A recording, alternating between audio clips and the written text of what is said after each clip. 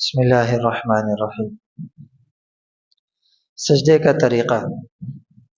سجدے میں پہلے گھٹنوں کو زمین پر رکھنا چاہیے، پھر ہاتھوں کو، پھر ناک کو، پھر پیشانی کو۔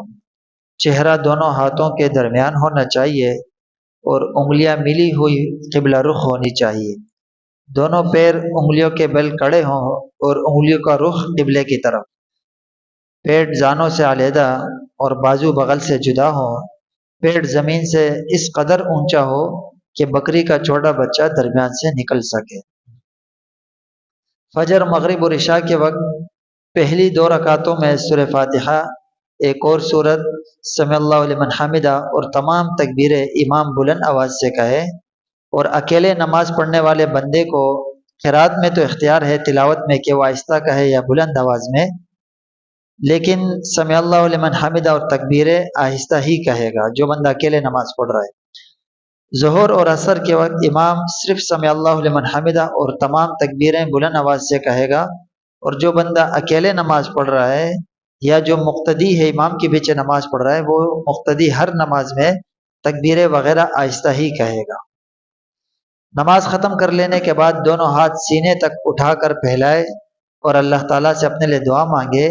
امام ہو تو تمام مقتدیوں کے لیے بھی دعا مانگے۔ دعا مانگ لینے کے بعد دونوں ہاتھ چہرے پر پھیر لے۔ مقتدی چاہے تو اپنی اپنی دعا مانگے، یا اگر امام کی دعا کی آواز سنائی دے رہی ہے تو امام کے ساتھ آمین کہتے رہیں۔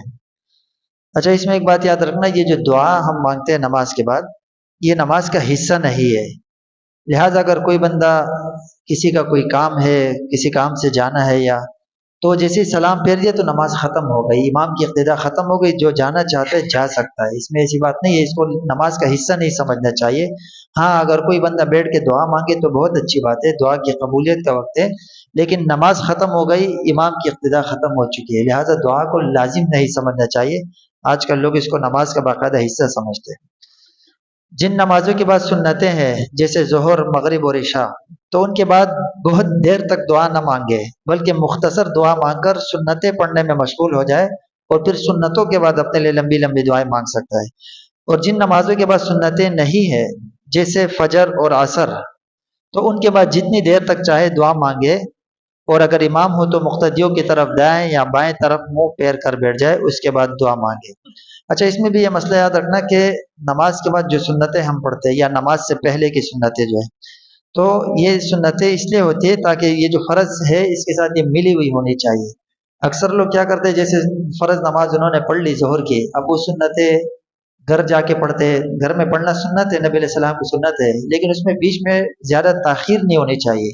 کچھ لوگ فرض پڑھ لیتے ہیں، پھر آدھے گھنٹے بعد سنتیں پڑھیں گے، 1 گھنٹے بعد سنتیں پڑھتے، تو یہ سنتیں مطلب اس لیے نہیں تھے کہ اتنے ٹائم بعد پڑھے، یہ نماز کے ساتھ متصل ہونی چاہیے۔ یا تو بندہ مسجد میں اسی وقت ہی پڑھ لے، اگر گھر میں پڑھ رہے تو بہت اچھی بات ہے، لیکن اس میں یہ کہ گھر جاتے ہوئے پھر راستہ میں ادھر ادھر کام نہ کرے، سیدھا گھر جا کر پہلے سنتیں ادا کرے پھر اپنے کام کاج کرے۔